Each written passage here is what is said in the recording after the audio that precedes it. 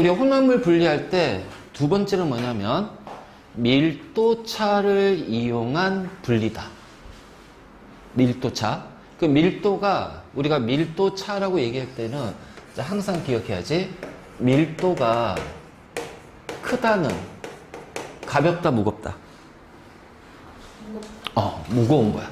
그러니까 밀도가 큰 놈이 내려가고, 자, 밀도가 작다면 얘는 가볍다니까, 자, 작다는 가볍다.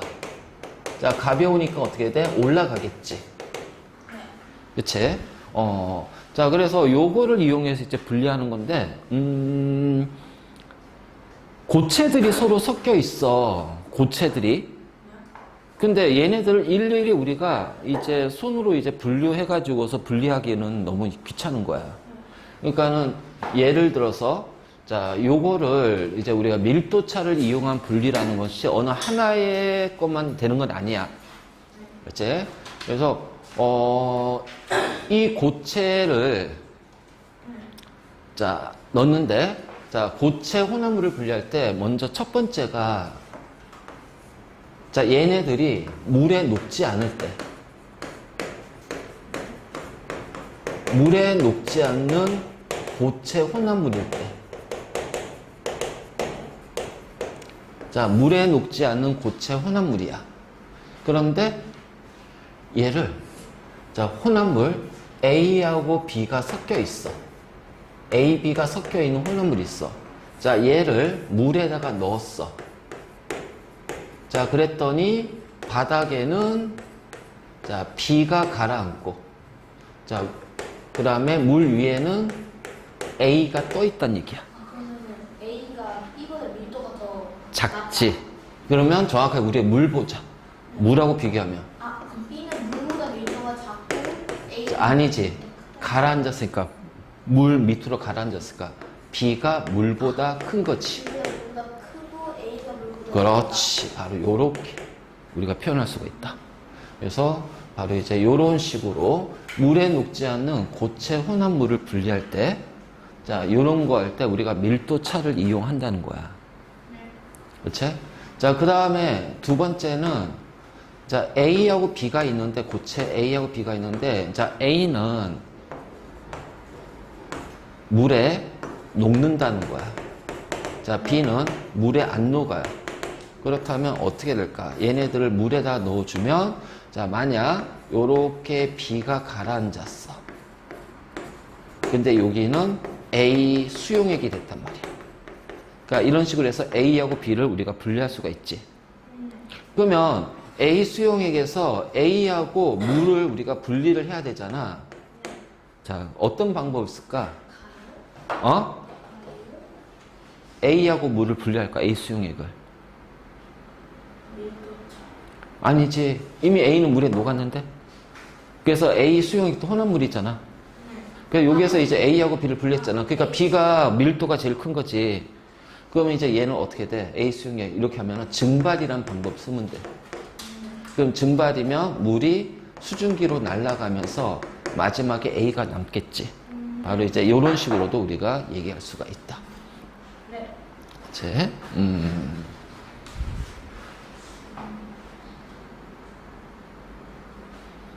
자, 그래서 이런 식으로 이제 하는데 우리가 이제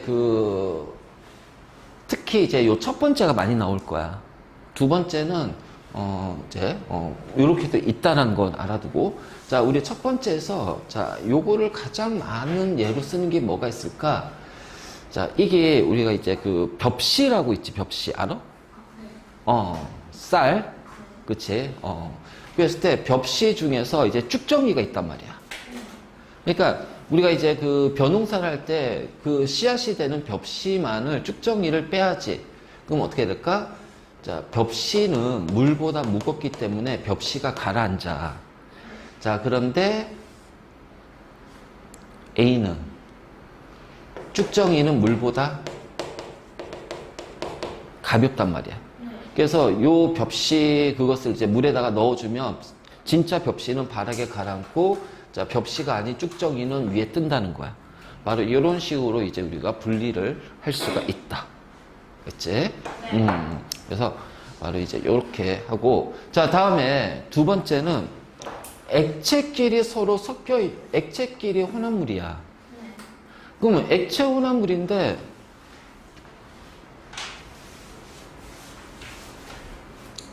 자, 첫 번째는 액체끼리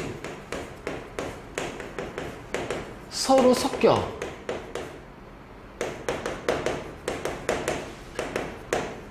그러니까 액체끼리 서로 섞여. 그럼 이 경우는 어떤 식으로 분리를 해줄까? 바로 요 액체의 끓는 전 차이를 이용할 거야. 그래서 이것이 바로 이제 뭐야? 우리 증류 또는 이제 분별 증류라고 얘기를 해. 그래서 액체끼리 서로 섞여 있는 혼합물에서 액체끼리 서로 섞이는 경우는 자, 증류, 끓는 점 차이를 이용한 증류나 분별 증류를 사용하지만 자, 만약 서로 섞이지 않는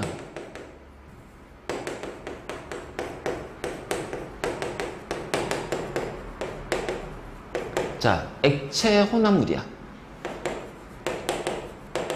그럼 서로 섞이지 않는 액체 혼합물이면 자, 하나는 아래쪽에 하나는 위쪽에 있을 거라는 거야.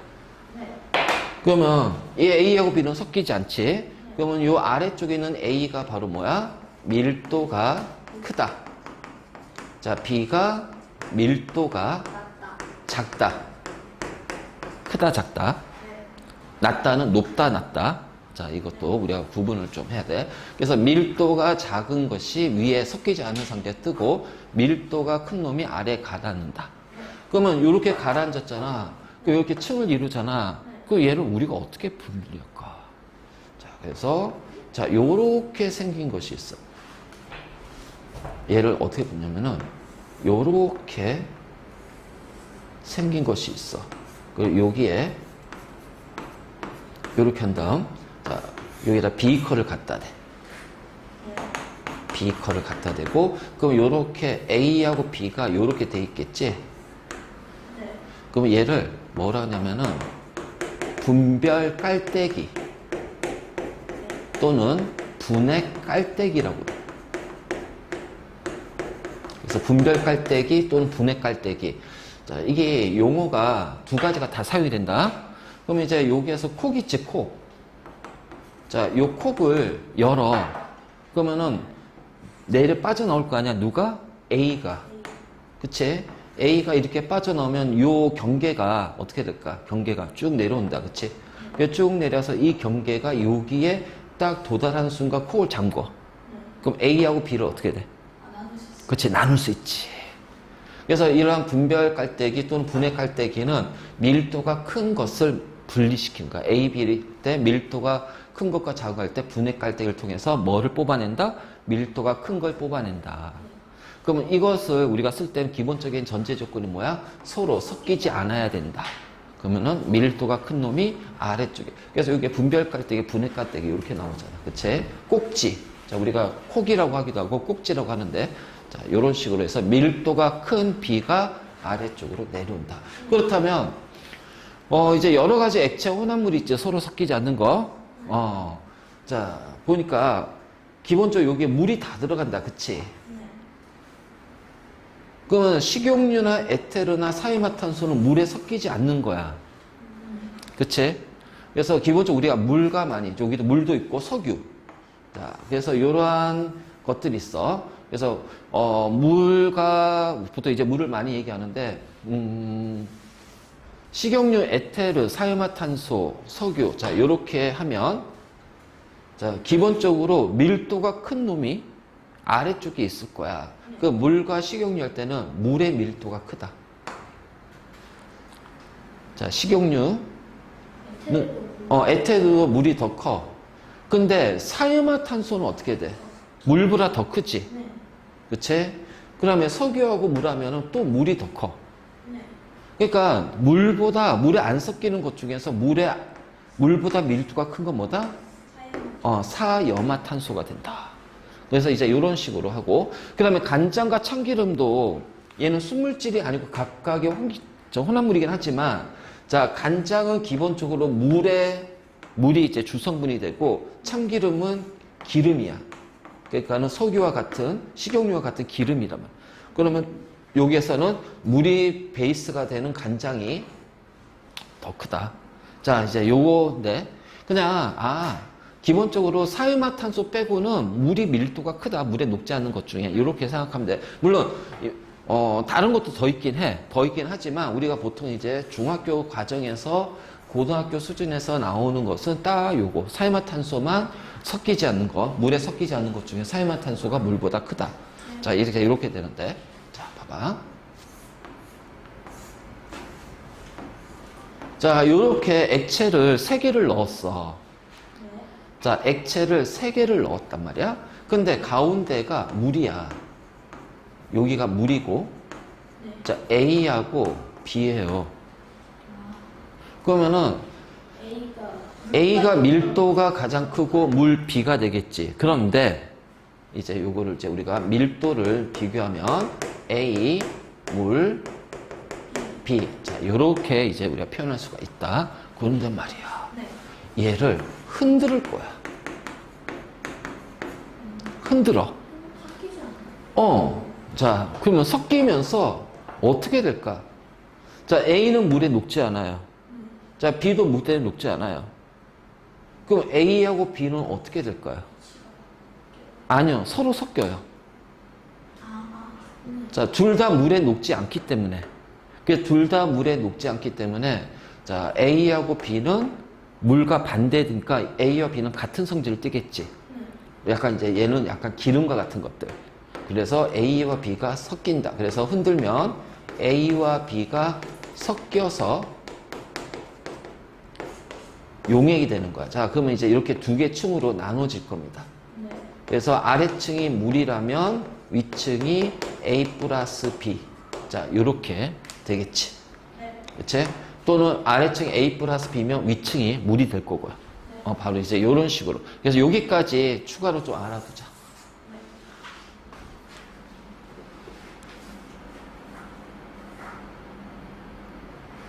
자, 알겠지? 자, 다음에. 그래서 밀도 차를 이용한 분리는, 자, 우리 가끔 뉴스 보면은 뭐 유조선이 바다에서 뭐 이제 뭐 바위랑 부딪히든 백길이 부딪혀가지고 기름이 유출이 됐어. 난파됐다고 하지? 그러면 이제 바닷물하고 기름, 어떻게 돼? 자, 기름이 가벼우니까 뜨지? 그래서, 바닷물이 밀도가 낮지? 바닷물이 밀도가 높으니까 기름이 뜨잖아. 석유 같은 거. 그러면 그 뜬 것을 이렇게 걷어버리는 거지. 자, 이런 식으로. 자, 그 다음에, 자, 우리 사람의 혈액은,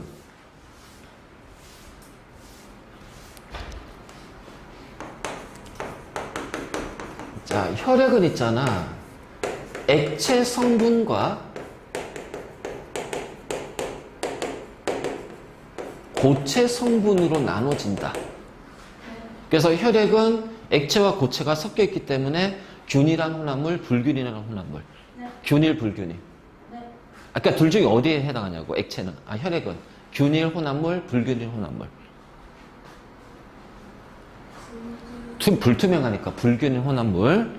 그래서 액체 성분을 뭐라고 하냐면은 혈장이라고 얘기해. 혈장이라고 하고 주성분이 물이야. 물. 자, 그 다음에 여기에 자, 여러 가지 호르몬이라든가 단백질 같은 것들이 섞여 있어. 그리고 자, 우리 이제 여기 또 뭐가 있냐면은 항체라는 것도 있다. 자, 우리 몸에서 이제 그 백신 주사 맞는 게 우리 몸에 항체 만들기 위해서 그런 것들이 자, 물에 녹아 있는 거야. 그러니까 여기는 이제 물에 녹아 있는 부분을 혈장이라고 그래. 그래서 여기는 약간 옅은 노란색을 떼요. 옅은 노란색. 자, 근데 이 고체 성분에 있잖아. 우리가 혈구라고 한다. 혈구. 그렇지. 적혈구. 적혈구가 하는 역할이 뭐야?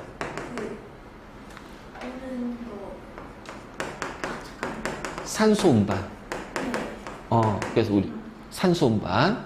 그러니까는 이제 높은 산 고지대에서는 고도가 높은 지역, 높은 산에서 거기에는 산소가 공기 중에 적잖아. 우리 사람은 산소가 필요하거든. 왜냐면 이 산소를 혈액에서 자, 적혈구가 그 산소를 우리 각 세포로 전달해 준단 말이야. 그럼 우리 세포에서는 그 산소를 이용해서 우리가 활동하는 데 필요한 에너지를 만들어. 근데 이제 고지대에 살고 있는 사람은 공기 중에 산소가 적으니까 이 사람들은 어떻게 할까? 혈액 속에 적혈구가 어떻게 돼? 그렇지. 많단 말이야. 자, 백혈구는 뭐다?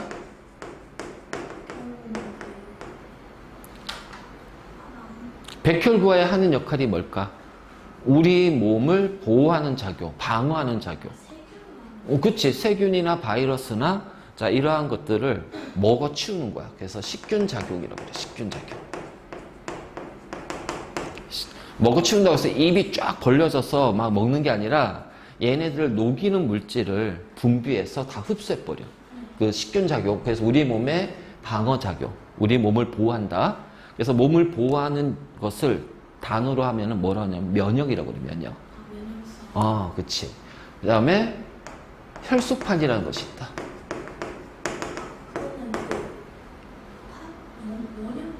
원형이 적혈구야. 원반 형태로 이루어진 게 적혈구야. 그리고 백혈구는 모양이 좀 다양해. 좀 우리 혈액에 크고, 혈소판도 작은 크기인데 또 모양도 다양해. 그럼 이제 뭐냐, 우리가 상처가 나잖아. 그럼 피가 흐르지. 그럼 피가 계속 흐르면 우리 몸에 혈액이 빠져나가니까 어떻게 돼? 안 되잖아. 그래서 그 피가 못 빠져나가게끔 혈액이 상처 나면 어떻게 돼? 여기 더 이상 피가 흐르지 않아. 보면 여기 뭐가 생겨? 딱지가 생기잖아. 그치? 바로 그 혈액을 응고하는 거야. 그러니까 단단하게 덩어리로 만드는 것이 혈소판이야. 그래서 혈액이 빠져나가는 걸 막는 거다. 그럼 우리 혈액은 무슨 색깔? 빨간색. 적혈구가 자 바로 붉은색을 띱니다. 그래서 피의 색이, 혈액의 색이 붉은색, 빨간색은 적혈구 때문에 그렇다. 그러면 어떤 동물은 피가 빨간색이 아니라 뭐 이제 뭐 초록색이 나올 수도 있고, 그럼 적혈구가 초록색인 거야. 바로 이런 식으로. 뭐 그럴 수 있겠지. 자, 그래서 이렇게 이제 혈액이잖아. 그럼 혈액을 가만히 놔두면 어떻게 돼? 고체가 무거우니까 이 혈구가 이렇게 가라앉아. 그래서 혈액을 가만히 놔두면 자, 요렇게 두 개 층이 되고 여기가 혈구. 자, 여기는 액체 성분인 혈장. 자, 요런 식으로 구분돼요. 그러면 혈구, 덩어리들이 가라앉는 것은 밀도가 크기 때문에. 그치? 자, 사금. 자, 요 사는 모래야. 모래 사자. 자, 그 다음에 금. 그러니까 우리가 이제 그 바닷가보다는 좀 강가에 보면은, 그치. 바가지 들고 와가지고서 이 큰 채에다가 자, 약간 기울여. 그래서 요렇게 이제 기울인 다음에 자, 모래를 여기에다가 이제 놔. 그러면 이제 여기다 물을 흘려줘. 그러면은 가벼운 게 멀리 가니, 무거운 게 멀리 가니? 가벼운 게 멀리 가겠죠. 그래서 요렇게 가고 있고 요렇게 있을 거란 말이야. 그 여기에는 모래가 있고, 자, 여기에는 무거운 금이 들어가 있을 겁니다. 근데 모래 중에서도 조금 무거운 것도 있겠지. 그래서 모래 일부. 자, 이렇게 돼. 그러면은 자, 얘를 버리고 다시 얘만 모아서 또 여기다 올려놔. 또 물을 흘려줘. 그러면 또 모래가 또 어떻게 돼? 여기 있고, 자, 그럼 이거 반복하면 여기는 뭐만 남아? 그렇지. 사금 채취할 때. 그래서 금이 모래보다, 그러니까 사금은 모래에 있는 금이라는 거야. 알지? 그래서 사금, 모래에 있는 금이 모래보다 무겁다. 그래서 바로 이런 식으로 사금 채취한다. 자, 벽시 아까 얘기했지? 자, 우리가 벽시, 속이 찬 벽시는 물보다 밀도가 크다. 그리고 거기에 또 소금물이야, 소금물. 소금물. 자, 쭉정이는 가볍기 때문에 뜬다. 알겠지? 바로 이런 식으로 우리가 구분할 수 있다. 그래서 밀도차를 이용한 분리. 그래서 가볍고 무겁고를 이용해서 자, 구분하는 거야. 분리하는 거야. 자, 그 다음 이제 우리가 혼합물에 분리해서 재결정이라는 게 나와. 재결정. 재결정. 자, 그럼 뭐냐면은, 재결정 또는 분별결정. 여기가 조금 이제 계산이 좀 들어갈 거야. 자, 계산을 좀 해야 돼. 설명 잘 들어야 된다.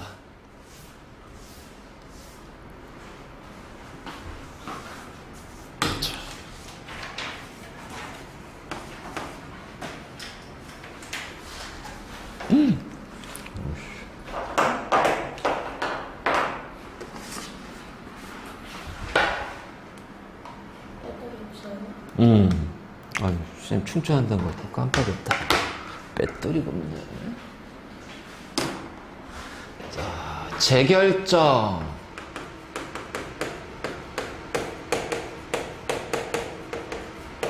자, 또는 분별 결정이라고 그래.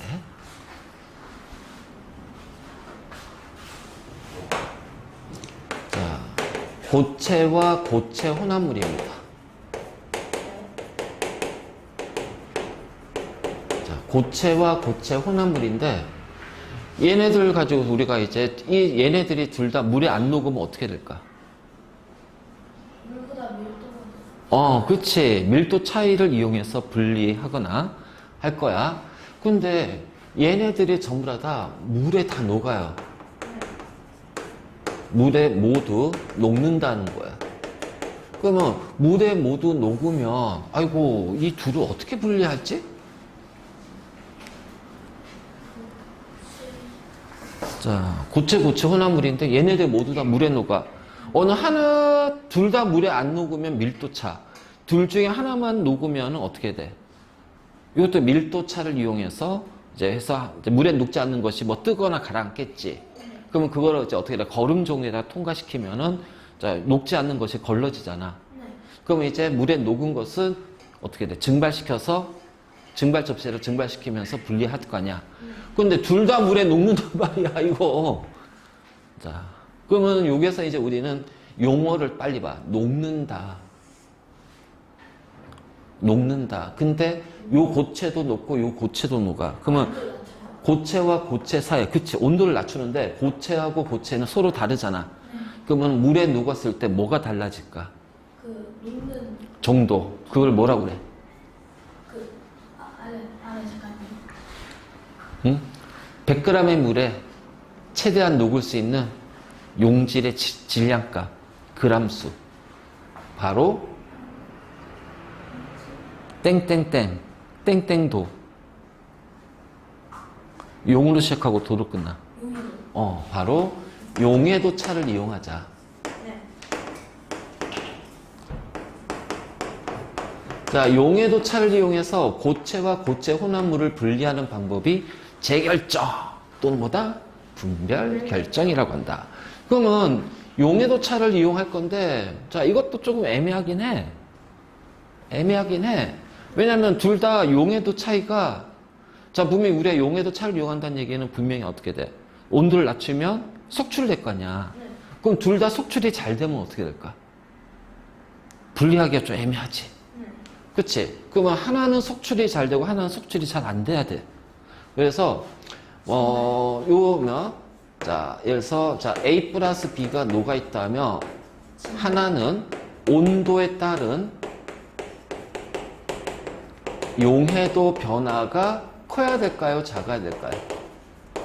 자, 하나는 커야 됩니다. 자, 나머지 하나는 온도에 따른 용해도 변화가 그렇지 작아야 된다. 자, 이거는 진짜 쉽게 말하면 이렇게 돼. 고온, 높은 온도에서 A와 B를 모두 물에 녹인단 말이에요. 그래서 온도를 저온으로 낮출 거야. 냉각시킬 거야. 자, 그렇다면 A하고 B는 어떻게 될까? A는 많이 속출되겠지. 용해도가 변화가 크니까. 자, B는 그치, 적게 속출이 되거나, 자, 또는 속출 자체가 안 될 수도 있지. 그래서 이런 식으로 만약 적게 속출이 되면 또 어떻게 돼? 얘를 또 물에 녹여서 또 낮춰봐. 그러면은 이때는 A만 속출되고 B는 속출이 안 돼. 자, 이것이 분별 결정 또는 우리가 재결정이라고 얘기를 해. 분별 결정, 재결정. 그래서 용해도 구하니까 계산 많이 필요해요. 그냥 우리 그 용해도 계산하듯이 그 기본 계산만 하면 돼. 그거를 이제 각각에 대해서 이제 우리가 하는 건데, 자, X축이 온도야. Y축이 용해도야. 근데 하나는 온도에 따른 용해도 변화가 커야 되잖아요. 자, 요렇게 갈게요. 그래서 뭐 질산칼륨. 자, 하나는 온도에 따른 용해도 변화가 적어야 되니까 자, 요렇게 한번 가볼게. 염화 나트륨. 그치? 자, 그래서 여기에 뭐 예를 들어서 60도씨에라고 해보자. 그러면 질산칼륨은 요만큼 녹아있고 염화 나트륨 요만큼 녹아있단 말이야. 그치? 그러면 자, 요렇게 해서 이제 질산칼륨하고 염화 나트륨이 섞여 있어. 자, 이 둘은 물에다 잘 녹아. 물에 녹아. 그리고 둘 다, 자, 이 고체 상태 때 흰색이야. 그럼 핀셋으로 하나씩 뽑아가지고 맛을 보고, 짜네, 염화 나트륨. 쓰네, 질산칼륨. 이건 그렇게 할 수는 없잖아. 그치? 그러니까 구분을 할 수 있지. 구분을 할 수 있는데, 이거를 분리를 해야 되잖아, 분리. 자, 나눠야 되잖아. 분리가 영어로 뭐지? 분리.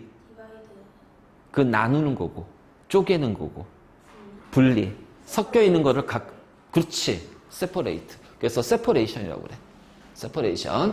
물의 분리가. 자, 분리를 해야 돼. 자, 구분은 쉬워. 쓴맛이 나냐, 짠맛이 나냐. 그리고 또 우리 배웠잖아. 불꽃 반응색, 노란색이냐, 칼륨, 보라색이냐. 그치. 이런 걸로 우리가 구분할 수 있지만, 분리 자체로는 구분이 아니라 우리는 분리를 해야 되니까 이 둘을 따로따로 섞여 있는 걸 따로따로 나눠야 되니까. 그치? 60도씨에서 녹인 다음에 자, 온도를 낮춥니다.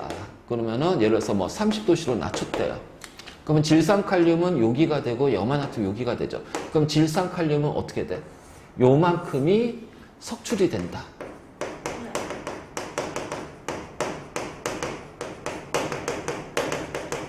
자, 염화나트륨 얼만큼 석출된다? 이만큼이 염화나트륨이 석출이 된다.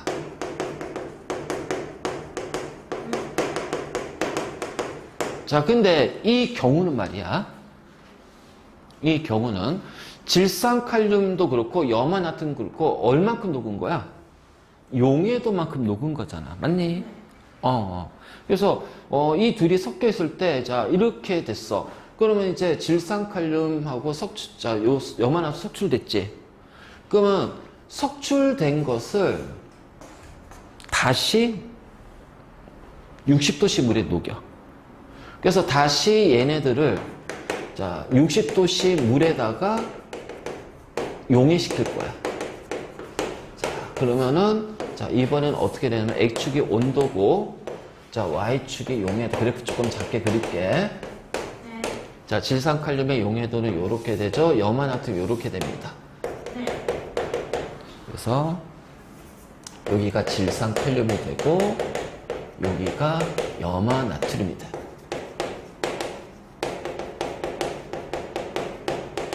그러면은 자, 이번에는 석출된 양이 얘는 소량 석출이 되잖아. 그럼 60도씨 물에 녹였을 때 자, 질산칼륨은 요 지점이 되고요. 염화나트륨 소량이니까 요 지점이 됩니다.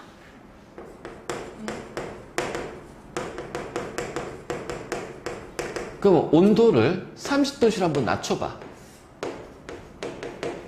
그러면 질산칼륨은 요렇게 갔다가 요렇게 오니까 어떻게 돼? 이만큼이 질산칼륨이 석출이 된단 말이야. 요만큼이 석출이 된다는 거야. 근데 염화나트륨은 30도씨로 낮추면 욕이잖아. 근데 염화나트륨이 용해도 곱순 욕이니까 얘는 뭐야? 불포화잖아. 석출이 돼, 안 돼? 그래서 염화나트륨은 석출이 안 돼. 자, 그러니까 어떻게 돼? 이 둘을 분리를 했잖아. 자, 이런 식으로 우리가 분별 결정, 재결정을 얘기할 수가 있어. 그러면 애시당초 처음부터 질산, 나트륨, 칼륨이 많고 염화나트륨이 소량이면 어떻게 될까? 처음 위치가 요기가 되고 염화나트륨 요기가 되겠지. 그 한 번 온도 낮춰주면 분리할 수 있잖아. 그렇지. 다시 할 필요는 없지. 그래서 이 이제 녹아있는 양에 따라서 이 과정을 반복할 거냐, 아니면은 이 과정을 반복하지 한 번으로 분리할 수 있냐, 요 차이가 있는 거지. 방법은 똑같은 원리로 간다. 자, 이것이 바로 분별 결정. 네. 분별 결정이라고 해요. 분별 결정. 이제, 그래서 이제 이런 식으로 우리가 분별 결정을 이용하는 것이 뭐 이제, 자, 우리 그 바다에서 이제 소금만 할 때, 네. 그러면 바다에 녹아있는 물질 중에서 가장 많은 양이 소금이야.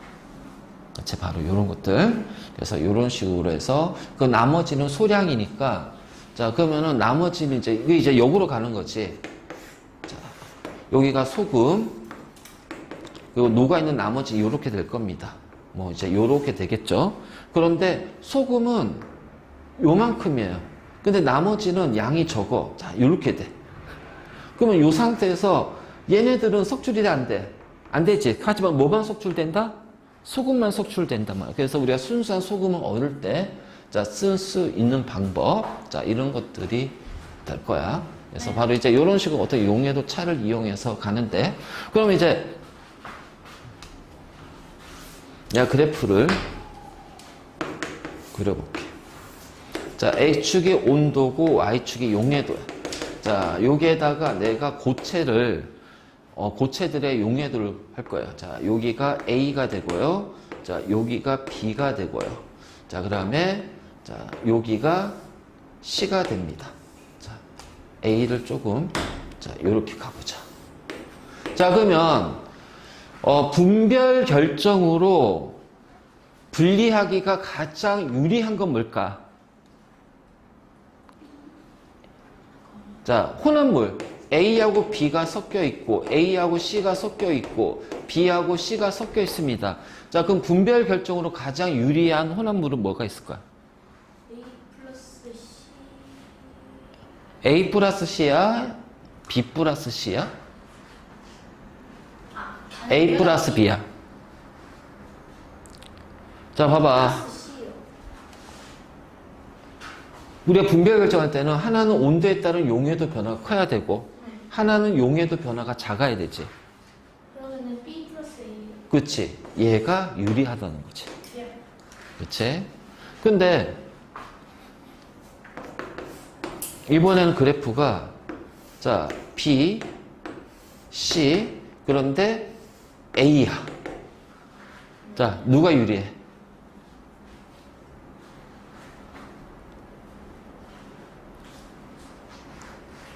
누가 유리해? 요 셋 중에서. 자, 이 경우는 요거. 이 경우는 요거죠, 그래도. 자, 왜냐면은 얘는 온도를 낮추면 석출되지만 얘는 온도를 낮추면 오히려 더 녹잖아. 그러니까 이렇게 섞여 있으면 그냥 온도만 낮춰버리면 그냥 B만 빠져나오네. A는 절대 빠져나오지 않지. 바로 이제 요런 거지, 요런 것들. 그래서 이런 것들이 이제 문제로 많이 나온다. 와우. 자, 됐니? 자, 이게 바로 분별 결정이야. 자, 그 다음 이제 어떤 게 있냐면은,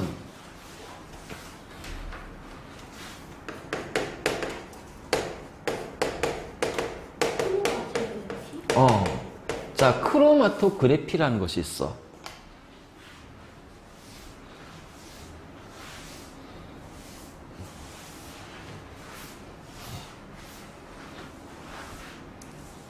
자, 이 크로마토그래피는 일단 혼합물의 종류가 굉장히 많아. 그래서 많은 수의 순물질이 녹아있는 혼합물이야. 혼합물을 분리할 때 쓰는 방법이고, 자, 그 다음에 이 많은 수의 순물질이, 자, 소량으로만 존재해요.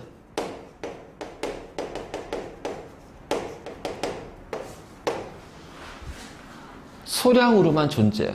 그래서 얘는, 크로마토그래피는, 자, 소량으로 존재하는데 그 안에 순물질이 많이 녹아있어.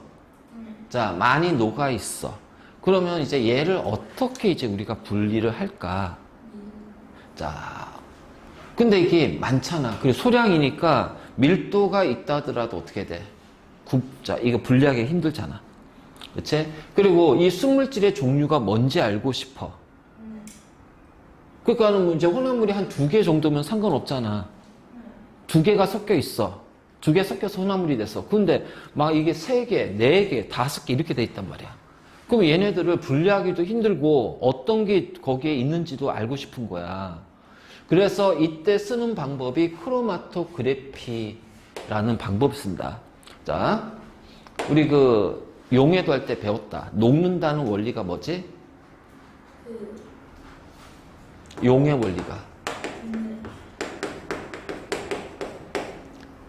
인력의 크기가 용매, 용질 간의 인력과 용질과 용질 간의 인력을 비교할 때 크거나 같으면 녹는다고 그랬잖아. 네. 그치? 그럼 녹아 있다면 항상 뭐가 나타나면은 용매, 용질 간의 인력이 크니까 얘가 항상 존재합니다. 근데 자, 용매는 같지만 용질이 다르잖아요. 그러면 같은 용매에서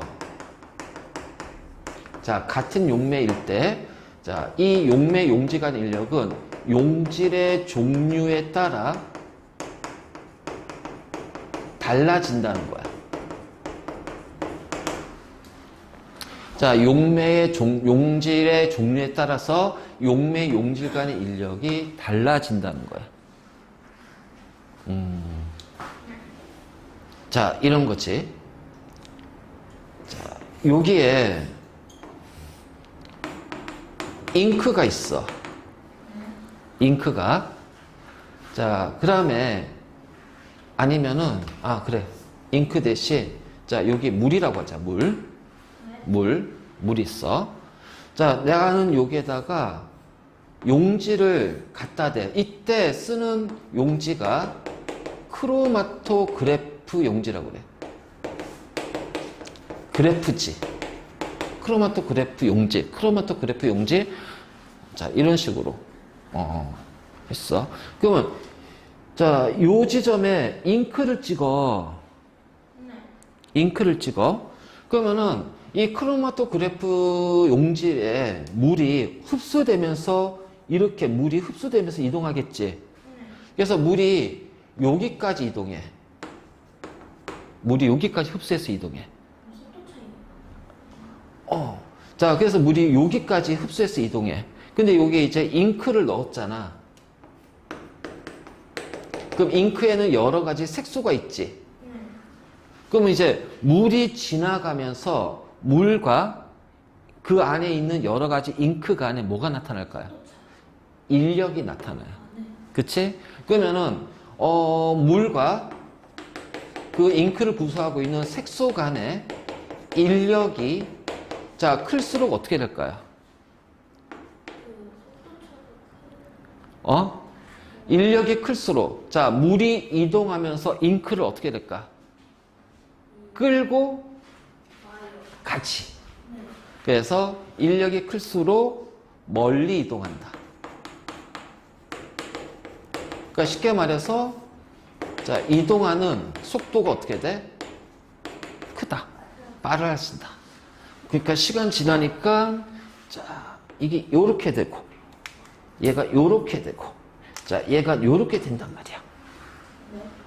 그러면 지금 물 누가 더 많이 이동했어? 노란색이 더 많이 이동했지. 그렇지? 그다음에 이제 빨간색, 파란색이야. 그러면 물과의 인력이 누가 제일 강한 거야? 노란색. 그러니까 그러니까 용매가 이동하면서 노란색 색소를 많이 끌고 갔잖아. 그러면 뭐야? 인력이 더 세단 얘기야. 그래서 더 같은 시간 동안 더 많이 이동한 거고 얘는 이만큼.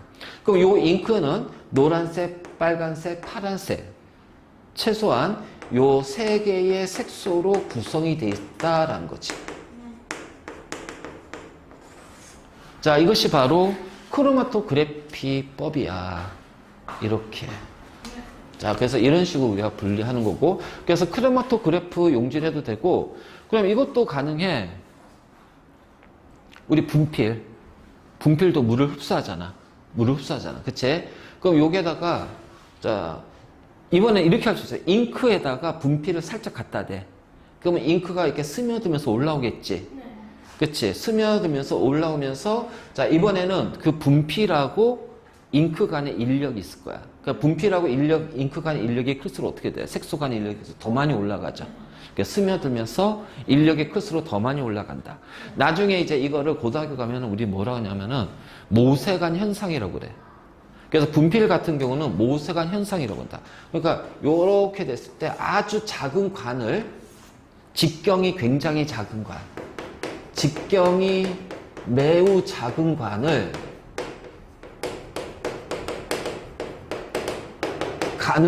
간을 세자에서 모세관이라고 그래. 그럼 여기가 이제 물이잖아? 그럼 어떻게 돼? 물하고 모세관 벽면에 인력 때문에 이렇게 붙어버려. 그러면 요 붙어 있는 부착된, 그래서 이게 이제 물이 부착이 된단 말이야. 자, 부착된 물이, 자, 요 바닥에 있는 물을 잡아당겨. 그러면 이렇게 위로 올라가. 그래서 부착 상승이 돼. 그럼 상승된 물이 또 벽면과 또 부착이 돼. 그럼 또 부착이 되고, 그럼 부착된 물이 또 요 물을 잡아당겨. 상승해. 그래서 이 과정이 계속 반복되는 거야. 반복되다가 일정 높이가 딱 되면은,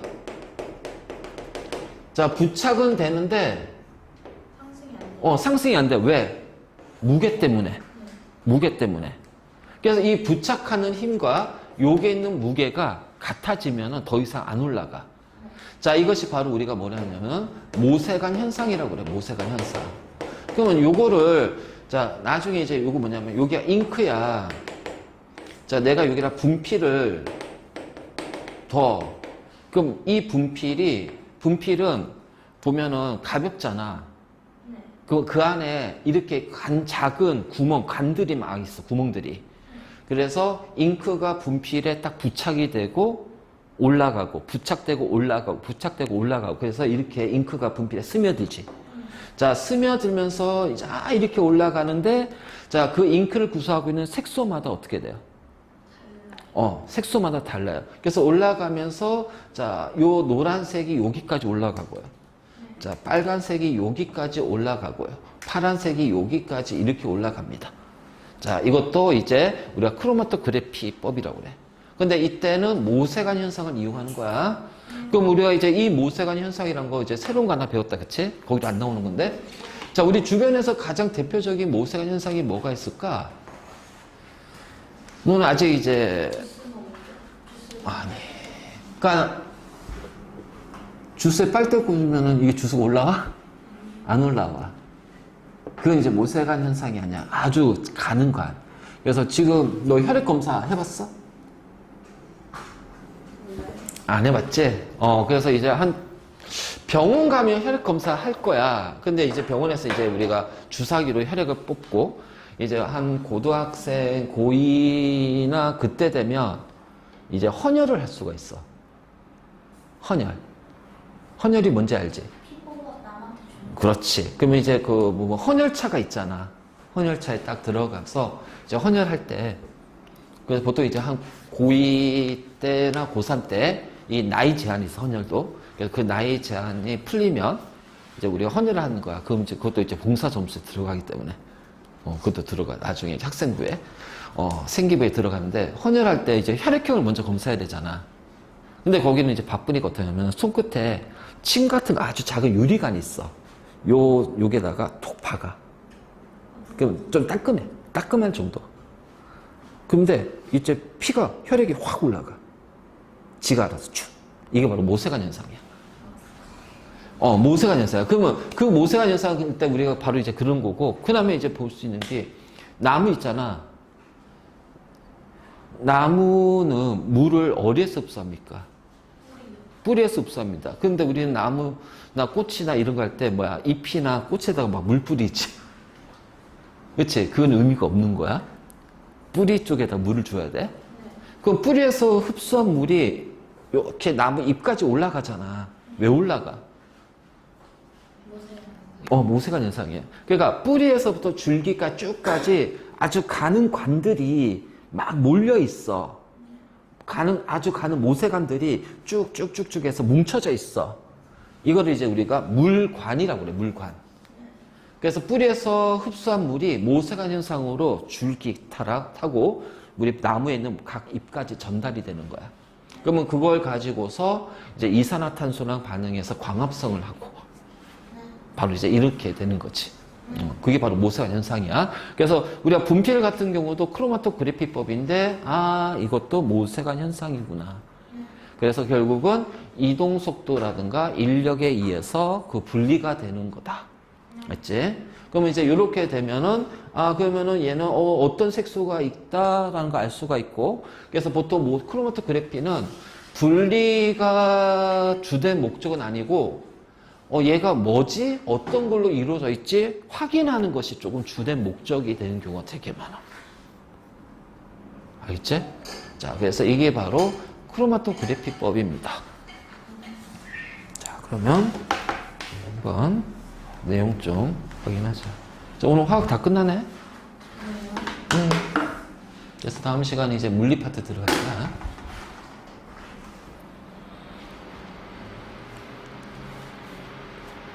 충전 많이 됐어요.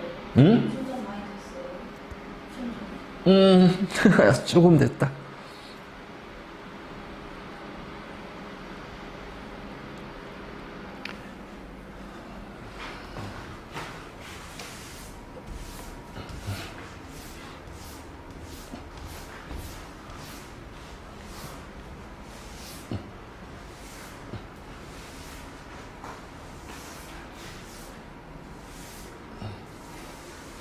자, 크로마토그래피법.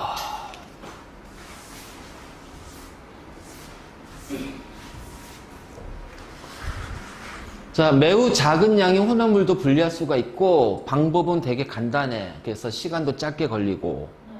자, 그 다음에 성질이 비슷한 물질이 섞여 있어도 분리할 수가 있고 많이 들어가 있어도 분리할 수가 있다. 그래서 잉크의 색소 분리, 그 다음에 운동선수 같은 경우 이제 약물 같은 거, 자, 금지된 약물을 복용했는지 할 때 도핑 테스트. 그러면 그 약물의 성분에 따라서 이동하는 속도가 다르기 때문에 자, 분리할 수가 있고, 꽃잎의 색소 분리. 그 다음에 우리 식물에서 광합성하는 것이 엽록체잖아. 그 엽록체에서 광합성이 일어나는 장소가 엽록소거든. 그래서 엽록소를 분리할 때, 자, 엽록소는 초록색의 녹색의 색소야. 색소 분리. 자, 소변의 성분 분석, 혈액 속의 단백질 분리. 이런 것도 전부 다 이동 속도. 자, 이런 데 많이 사용한다. 자, 그래서 우리가 이제 요렇게 딱 보면, 자, A, B, C, D, E. 자, 이렇게 있습니다. 자, 그림을 딱 보면요. 자, 여기가 이제 용매가 여기서부터 흡수하면서 쭉 올라가겠죠. 그래서 용매가 물질을 끌고 갈 거예요.